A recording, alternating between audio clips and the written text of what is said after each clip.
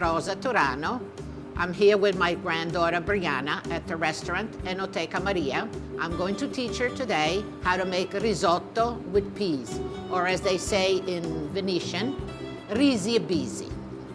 1 pound of arboreal rice, 2 cups of peas, 2 shallots, 4 tablespoons of butter.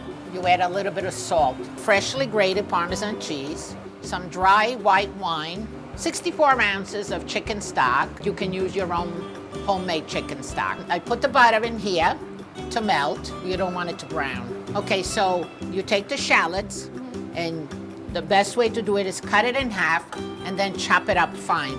My granddaughter Brianna always liked the idea of helping me to cook. My one and only granddaughter. I have 6 grandsons. That's it, good. She would stand in the chair and make a chicken, a particular type of chicken, which I still make for her that she likes. And I call it chicken Brianna. So now you put it in there in the butter that's ready. Good job, Brianna. Okay, so now you stir it.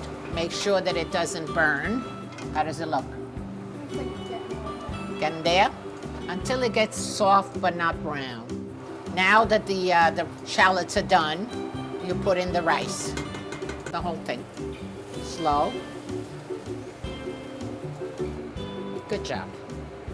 Okay, now you stir right away so that it gets the flavor from the butter and the shallots, and you let it toast a little bit. The trick with risotto, to make a good risotto, you have to keep on stirring. So it doesn't burn, or so it doesn't? Yeah, so that first it gets all the flavor, but then when you add the chicken stock, it makes it get absorbed little by little, and it makes it creamy. I think you can have the wine now.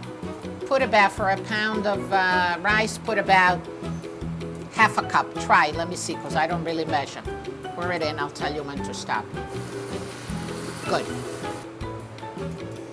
Now you stir until all the alcohol has evaporated. You don't want it to taste of the alcohol, so you have to keep on stirring. Slow, medium slow. When you see that it starts getting dry, you smell it too. Your nose tells you. If you still smell it. You smell the wine. If you still smell the alcohol, that means you got to cook it some more, because you don't want it to taste of the alcohol itself. Oh no, it's gone. It's gone. It's done? And it's dry, yeah. Now at this point, you got to stay on top of the, this thing does this, right? Now at this point, we started putting 1 ladle of the hot chicken stock. Okay, keep on stirring. The typical Risi e Bisi, it's in dialect, it means rice and peas. It's a staple, it's something that you make all the time. Is typical of my region, and my mother used to make. My mother, Caterina, my sister Marge, and me. This is my grandmother, Nonna Rita, and this is my grandfather, Nonno Giovanni.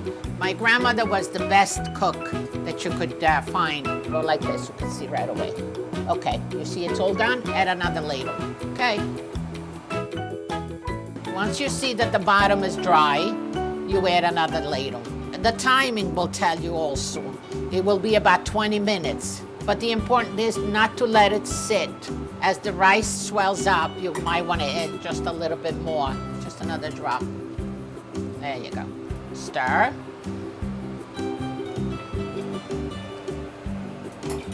Definitely needs salt. You also have to consider that when you put cheese in there, it's also salty. So you don't want to put too much salt. You can always add a little more in case. How's it going, Brianna? You tired?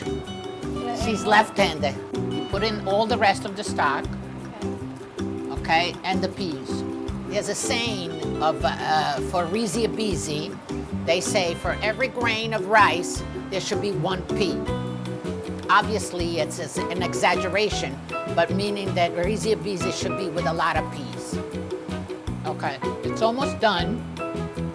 The important thing about Risi e Bisi, that it shouldn't be dry. It should be a little bit soupy. Some people will do it dry, but the original recipe, my grandmother used to say it's more like a soup. The last couple of minutes, you shut it off, you add butter, 4 tablespoons of Parmesan.